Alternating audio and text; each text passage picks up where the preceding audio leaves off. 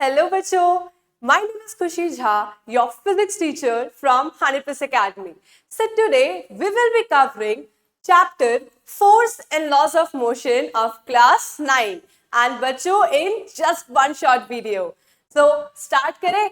चलो भाई start करते हैं. But before starting again आप सबको पता है that you always have to take your notebook. हाँ मैम एंड पेन के साथ हमें अच्छे तरीके से नोट्स बनाते रहना है.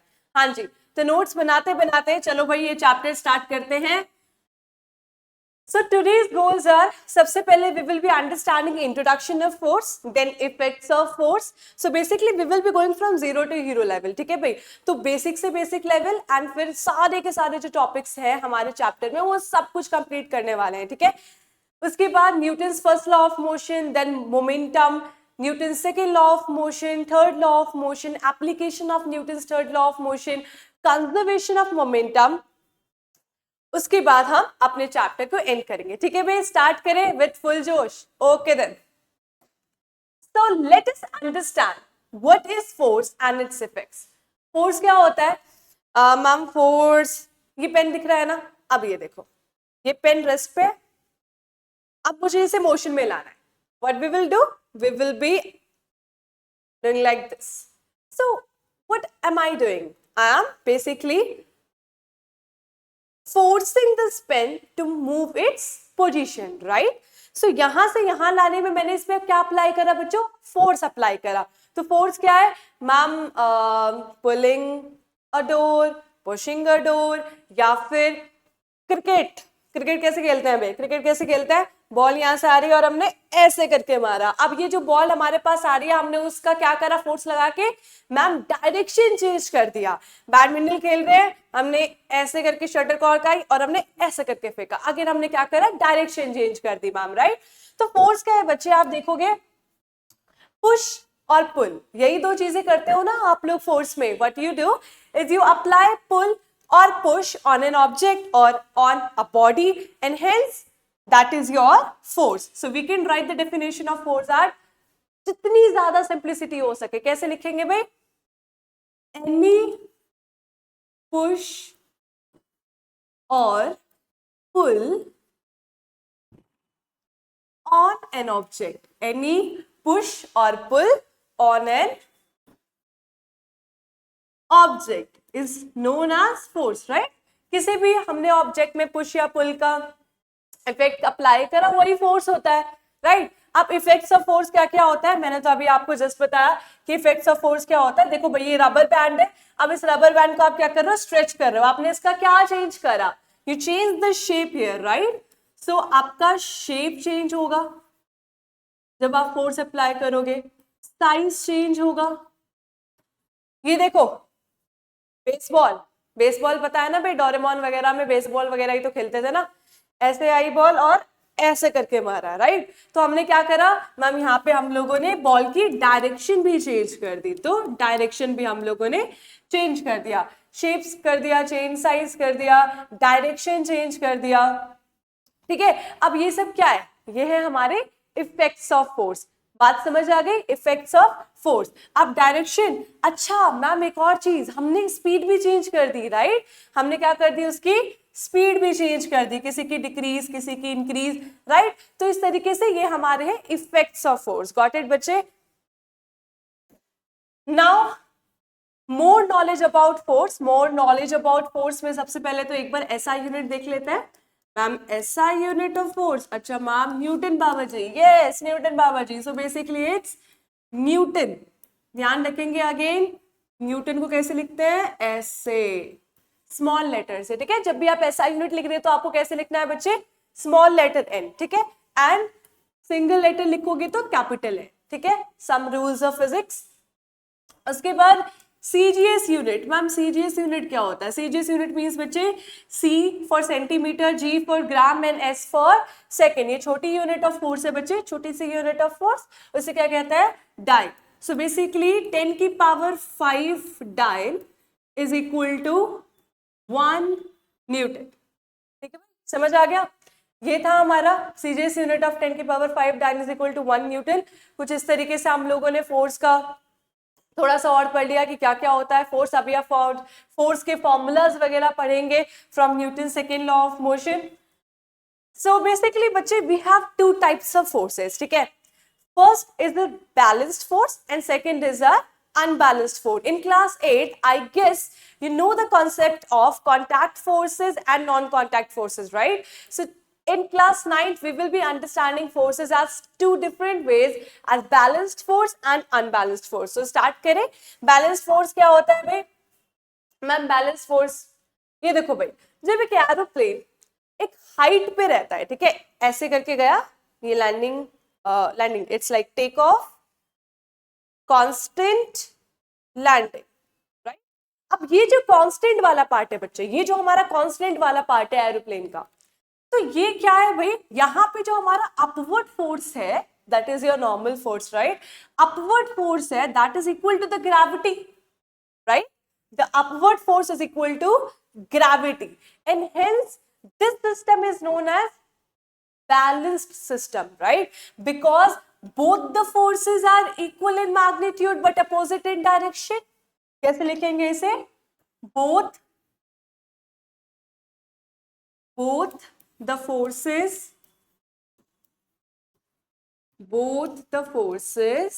are equal in magnitude but opposite in direction,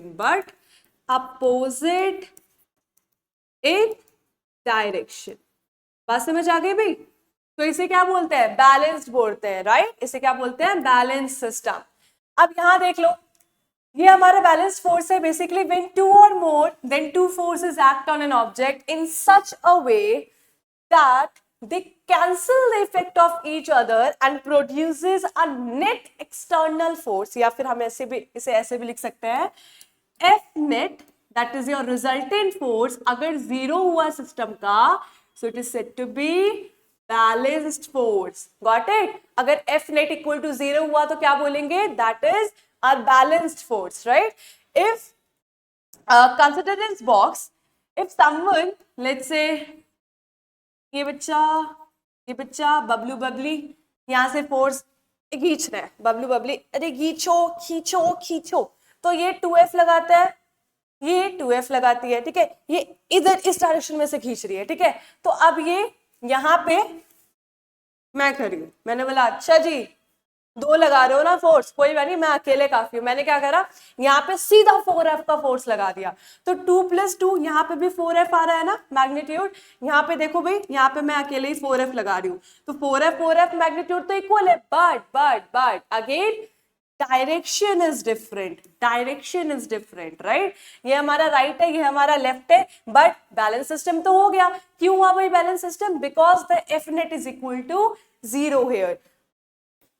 balance तो समझ आ गया बच्चे आप लोगों को. अब समझते हैं हम लोग अनबैलेंस्ड फोर्स, ठीक है, unbalanced force. Okay, so consider the wooden block as a system. ये देखो भाई हमारा वुडन ब्लॉक है. अब इसने एक पुश फोर्स लगाया, ठीक है, एक ब्लॉक है, यहां से मैं इसे धक्का दे रही हूँ, धक्का दो भाई. कितना धक्का दिया मैंने? 250 न्यूटन का फोर्स लगाया मैंने, ठीक है, मैंने कितना लगाया? 250 का फोर्स. अब यहां से फ्रिक्शनल फोर्स क्या बोलेगा? अच्छा भाई अर्थ पे कर रहे हो ना ये काम, मैं तो यहाँ पे हूं. कौन? Frictional force. फ्रिक्शनल फोर्स ने इसको कितना धक्का दिया? कितना दिया भाई? 200 न्यूटन का इस डायरेक्शन में, ठीक है, रिलेटिव मोशन के अपोजिट. यहां से मैंने दिया 200, यहां से फ्रिक्शनल फोर्स ने कितना दिया? 250. नहीं, मैंने 250 दिया था, यहां से फ्रिक्शनल फोर्स ने 200 दिया.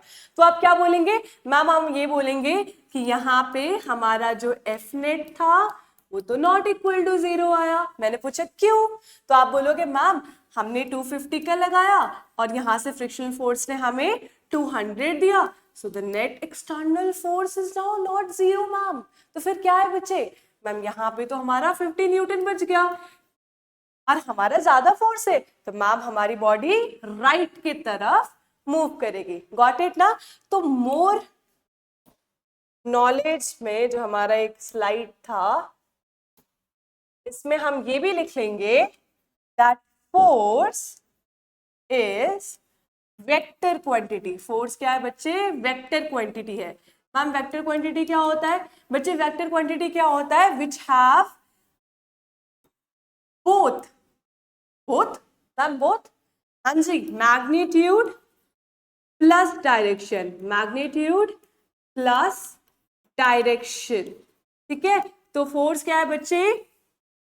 मैग्नीट्यूड प्लस डायरेक्शन का combination, that is your vector quantity, scalar quantity. Otherwise time कितना हो रहा है मैम? टाइम हो रहा है 5 बज के नॉर्थ। मैंने बोला है क्या बोल रहे हो भाई, 5 बज के नॉर्थ क्या होता है? एंड यू आर सेइंग अच्छा ठीक है ma'am, okay it's 10 PM towards south. मैंने बोला है फिर से कुछ बोल रहे हो भाई, क्या बोल रहे हो भाई, कुछ समझ नहीं आ रहा मुझे। तो आप क्या बोलोगे? अच्छा मैम टाइम क्या है? स्केलर क्वांटिटी है, मतलब उसकी सिर्फ और सिर्फ उसके पास क्या है? मैग्नीट्यूड। क्या है सिर्फ उसके पास? सिर्फ मैग्नीट्यूड। बट डायरेक्शन किसके पास है? फोर्स के पास। हमने राइट की तरफ लगाया, हमने लेफ्ट की तरफ लगाया, हमने अपवर्ड लगाया, हमने डाउनवर्ड लगाया, तो ये सारे के सारे क्या है? ये मैम डायरेक्शन है with a magnitude, and therefore our force is your vector quantity। ठीक है भाई,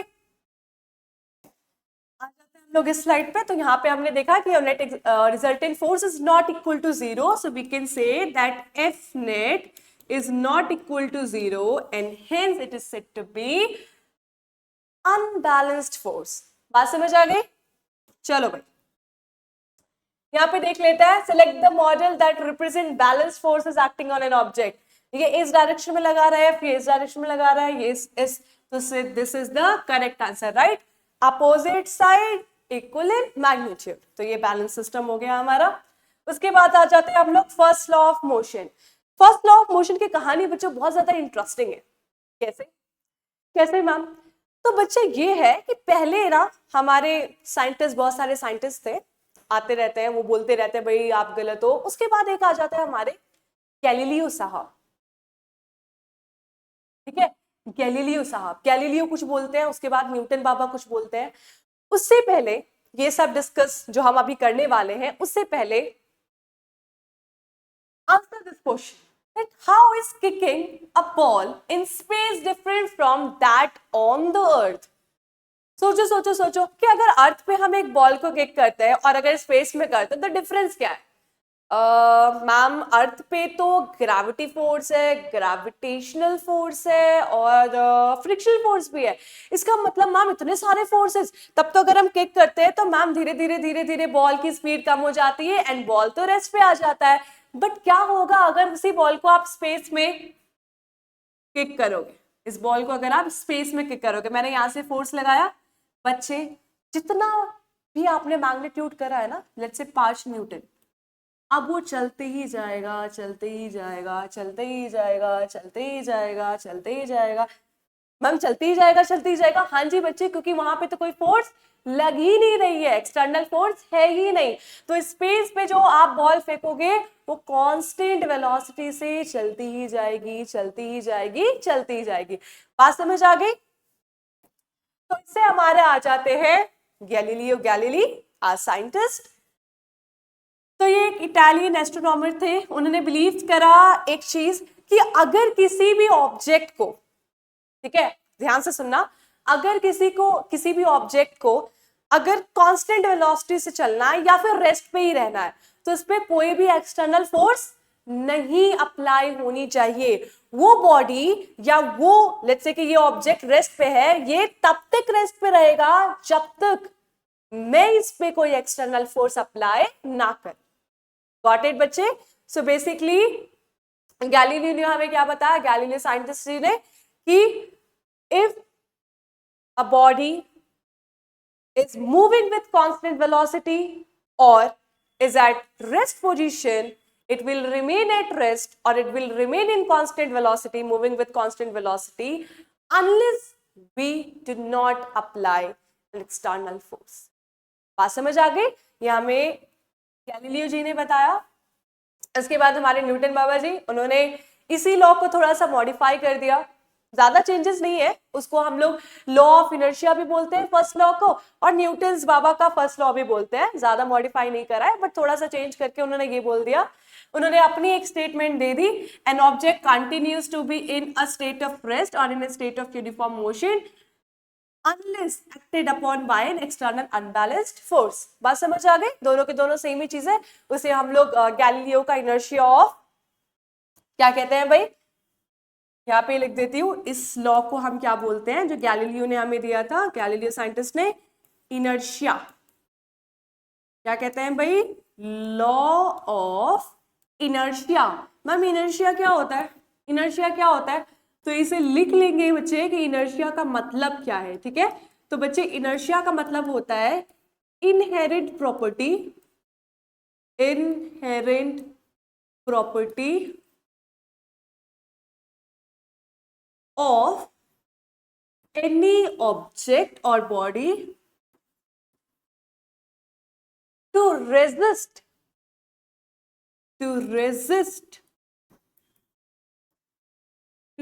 in change of their state। ठीक है, to resist the change in their state। ठीक है, ये इनर्शिया बोलता है inherent property of any object to resist the change in their state. बात समझ आ गई? अब यहाँ पे बच्चे हमारी इनर्शिया का भी तीन पार्ट्स है, inertia of rest, inertia of direction and inertia of motion. Again motion वाला क्या कहेगा, मैं कांस्टेंट स्पीड से भागता रहूंगा जब तक मेरे ऊपर कोई एक्सटर्नल फोर्स ना अप्लाई करे। रेस्ट वाला कहेगा कि मैं रेस्ट पे ही रहूंगा जब तक आप लोग मेरे ऊपर एक्सटर्नल फोर्स ना अप्लाई करो। डायरेक्शन वाला, मैं इसी डायरेक्शन में चलता रहूंगा या इसी डायरेक्शन में चलता रहूंगा या फिर इसी डायरेक्शन में चलता रहूंगा तब जब तक आप लोग मेरे ऊपर कोई एक्सटर्नल फोर्स अप्लाई नहीं करते। Okay sir, so Newton's first law of motion की कुछ एग्जांपल्स। तो बेसिकली जब हमारा बस सडनली ब्रेक अप्लाई करता है, राइट, सडनली ब्रेक अप्लाई होता है तो हम लोग ऐसे, मैं आराम से ऐसे करके खड़ी हूँ, मुझे पता नहीं है, मैं अलर्ट नहीं हूँ, मैं अपना फोन चला रही हूँ और अचानक से ब्रेक अप्लाई हुआ बस का, एंड आई एम ऐसे, मैं फॉरवर्ड मूव हुई। ऐसा क्यों होता है भाई, मैं फॉरवर्ड मूव क्यों हुई? बिकॉज मैम आपका जो फुट था वो तो बस के साथ स्टॉप हो गया, but your body is still in inertia of motion, right. आपकी बॉडी को क्या लग रहा है कि वो अभी भी मोशन में है, और अगर वो अभी भी मोशन में है तो बस को तो पता चल गया भाई हम स्टॉप हो चुके हैं, बट आपकी जो half of the part of the body है वो फॉरवर्ड मूव करेगी because of inertia of motion. समझ आ गया इसका लॉ ऑफ इनर्शिया का फंडा और law of inertia of motion कैसे यूज हुआ हमारे बस वाले एग्जांपल में। ठीक है, इसके बाद आ जाते हैं हम लोग इंट्रोडक्शन टू मोमेंटम। ठीक है, मोमेंटम को समझते हैं कि मोमेंटम क्या होता है एक इजी से मेथड में। सो लेट अस कंसीडर ये हमारी मोटर बाइक है, ये हमारी बाईसाइकिल है, मैंने ना आपको यहां खड़ा कर दिया। ठीक है, थोड़ा सा बड़ा, मैंने आपको यहां खड़ा कर दिया, बाइक तेजी से आ रही है। ठीक है, एक जगह मैंने आपको यहां खड़ा कर दिया, ये साइकिल भी आ रही है। मैंने बोला कि चलो अब मुझे बताओ कि ज्यादा इंजर्ड किससे फील हो गए? ठीक है, बाइक से या फिर साइकिल से ज्यादा इंजर्ड किससे फील हो गए, हर्ट किससे ज्यादा हो गए? वो वाला हर्ट नहीं, इमोशनली वाला नहीं, फिजिकली वाला हर्ट भाई किससे हो गए? तो मैम मास ज्यादा है बाइक का, तो मैम मुझे लगता है कि ना, मुझे लगता क्या मैम सच में ना, ये अगर मुझे क्रैश करेगा तब तो बस मैम हो गया मेरा तो फिर। और इससे लगेगी तो मैम इतनी ज्यादा नहीं लगेगी, मैं बच जाऊंगा इतना ज्यादा, या मैं बच जाऊंगी, मुझे इतनी ज्यादा चोट नहीं लगेगी। ठीक है भाई, आपने बोला किसका, इस बाइक का मास ज्यादा था तो आप इंजर्ड ज्यादा हुए। ठीक है, मैंने बोला कि चलो अब यहाँ पे भी साइकिल है और अब यहाँ पे भी साइकिल है और आपको मैंने बीच में खड़ा कर दिया, मतलब दोनों का मास तो मैम सेम है, बट मैंने आपको ये बोला कि लेट्स से कि ये 20 मीटर पर सेकंड की स्पीड से चल रही थी साइकिल और ये 25 मीटर पर सेकंड की स्पीड से चल रही थी। ठीक है, एकदम सुपर फास्ट वाली। मैंने बोला अब बताओ किससे इंजर्ड फील हो गया? आपने बोला मैम जिसकी स्पीड ज्यादा है। अच्छा, इसका मतलब कि आप बोल रहे हो कि v ज्यादा तो इंजर्ड भी ज्यादा।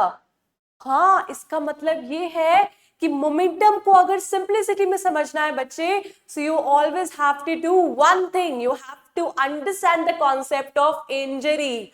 Got it? So basically momentum depends on two things, that is mass and velocity. Got it, mass and velocity. तो सेकेंड लॉ ऑफ मोशन को अगर हम लोगों ने मोमेंटम समझ लिया तो सेकेंड लॉ ऑफ मोशन तो हम इजीली समझ लेंगे। ठीक है, आ जाओ थोड़ा सा मोमेंटम के बारे में और डिस्कस करते हैं।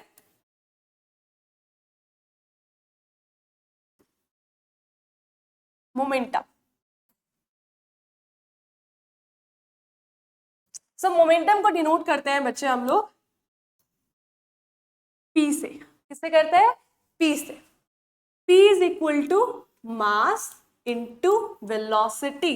So momentum is defined as the product of its mass and velocity. Got it? Simplicity के लैंग्वेज में मैंने आपको ये भी बताया कि आप जिससे ज्यादा इंजर्ड फील होगे उसका उतना मोमेंटम ज्यादा है, right? P is equal to m into v। चलो भाई इसके ऐसा यूनिट निकालते हैं, mass kg, velocity ma'am metre per second. So the SI unit of momentum is ma'am kg metre per second. बात समझ आ गई ना? इस तरीके से हम लोगों ने मोमेंटम भी कर लिया। मोमेंटम का फॉर्मूला याद रखेंगे m इंटू वी। कहीं कहीं पे आपको बोलेंगे चेंज इन मोमेंटम, बता दो भाई क्या बताएंगे? Change in momentum. तो क्या बताओगे? Change in momentum that is ma'am equal to mv minus mu, mv minus mu। Final में से इनिशियल माइनस कर दिया तो चेंज इन मोमेंटम आ गया। ठीक है भाई, आ जाओ सेकेंड लॉ ऑफ मोशन में। पहले इसकी एक बार स्टेटमेंट पढ़ते हैं कि ये स्टेट क्या करता है। सो बच्चे, the rate of change of momentum, the rate of change of momentum is directly proportional to the force applied। इसका मतलब ma'am the rate of change of momentum, rate मतलब by upon time. Rate of change of किसका? Rate of change of momentum का। अभी दिखाया था ना कैसे लिखते हैं, mv minus mu is directly proportional to the force applied. हाँ जी मैम, समझ आ गया। F is directly proportional to, m को कॉमन निकालो, v minus u by T. Simple mathematics भाई, ये किसे नहीं आता? m बाहर निकाल दिया है, ये इससे मल्टीप्लाई करोगे तो अगेन mv और माइनस mu, सेम ही चीज आ गई। ठीक है, अब डायरेक्टली प्रोपोर्शनल है ना ये। अच्छा एक बात बताओ, v minus u by T किसका फॉर्मूला है? v माइनस यू किसका फॉर्मूला है? v minus you upon T किसका फॉर्मूला है? मोशन पढ़ के आए थे क्या? पिछले वाली वीडियो देखी है मोशन की? नहीं देखी? जाओ देख कर आओ, उसके बाद यहाँ पे आओ, क्योंकि अगर वो नहीं आया तो इसके एक भी न्यूमेरिकल नहीं लगेंगे भाई। तो ध्यान से मोशन तो चैप्टर अच्छे तरीके से कर लेना। अभी के लिए जिस जिसको पता है बहुत बढ़िया भाई। v minus u by t is equal to ma'am acceleration. v minus u by t is equal to ma'am acceleration. So we can also write here at f is directly proportional to m a। v minus u by t की जगह मैंने सिर्फ a लिख दिया। ठीक है, so proportionality sign को remove करके we always add a constant and here the constant is k, m a। Got it? Now k is equal to 1 here, k is equal to 1 here, so F will be equal to ma, F equal to mass into acceleration। Got it? Mass into acceleration।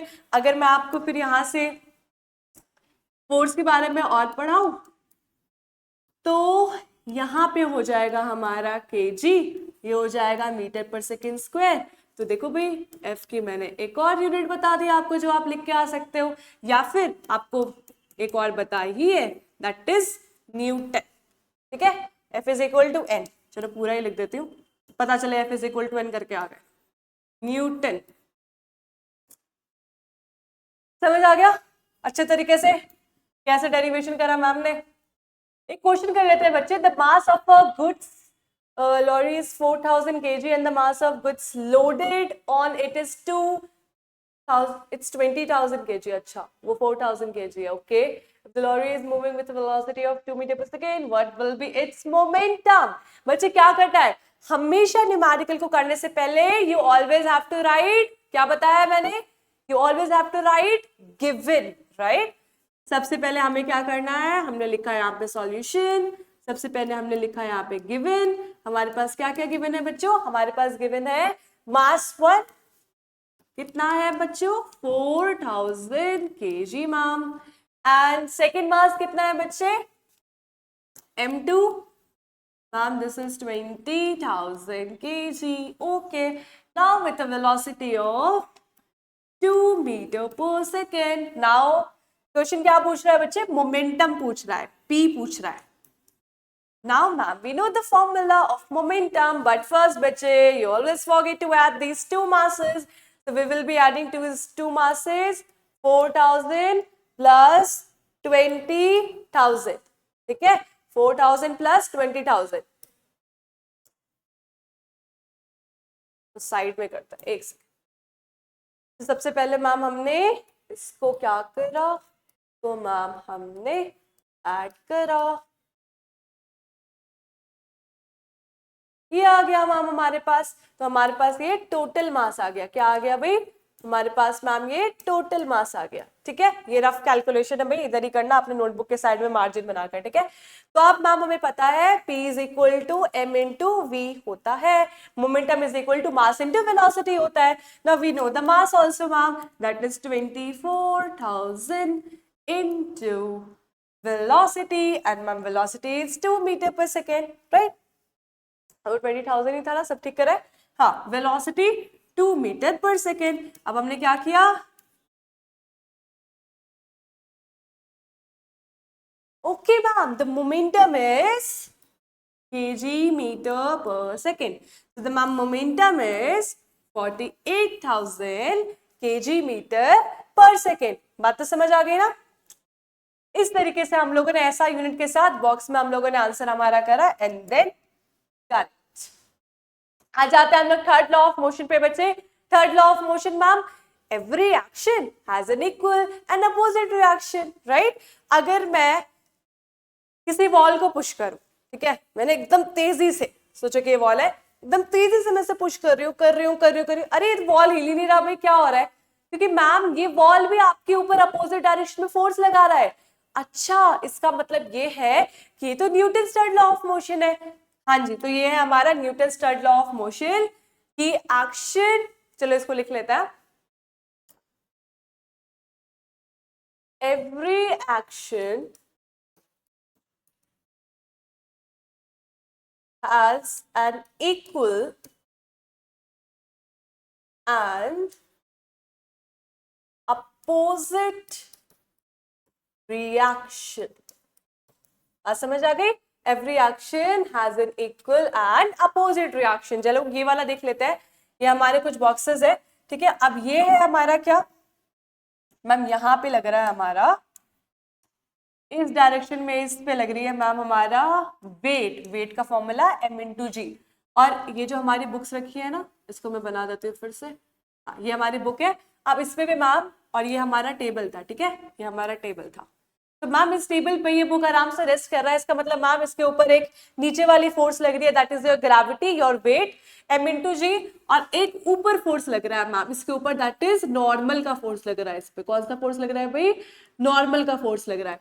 ठीक है, equal and opposite के, because this is equal and opposite.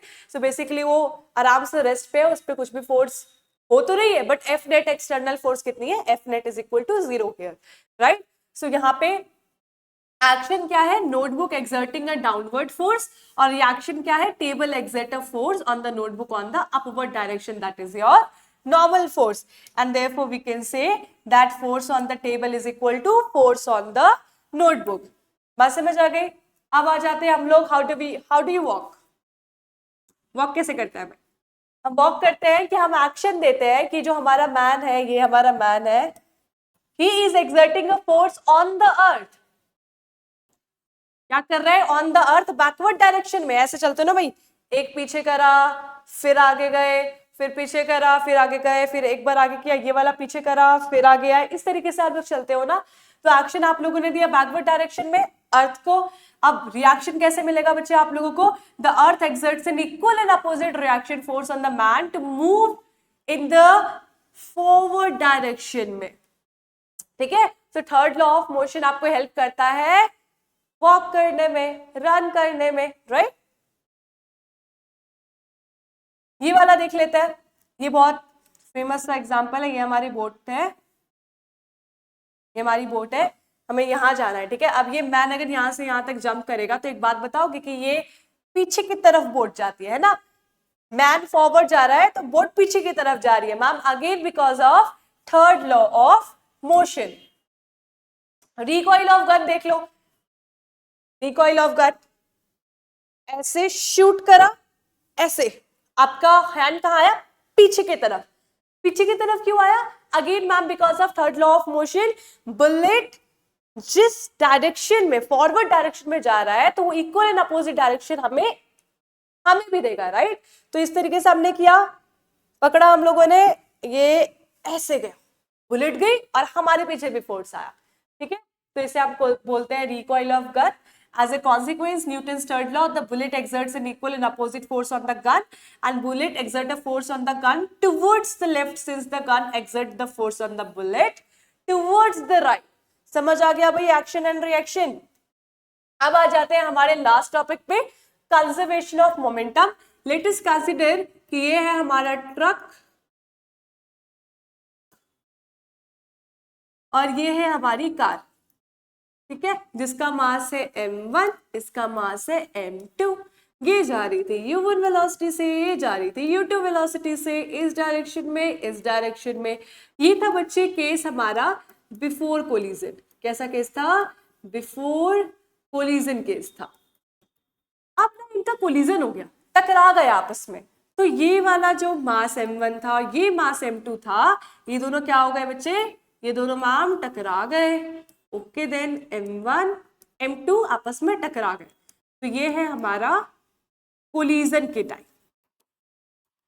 अब क्या हुआ ma'am, अब हुआ बच्चे कि ये जो हमारा ट्रक था और ये जो हमारा कार था, इसके पास मास m1 m2 ही है, but now it is moving with v1 velocity and this body is moving with v2 velocity, ठीक है। Now we will be proving that conservation of momentum that it cannot be created nor be destroyed। कैसे होता है, तो the final momentum is equal to initial momentum। देखना भाई कैसे proof करते हैं।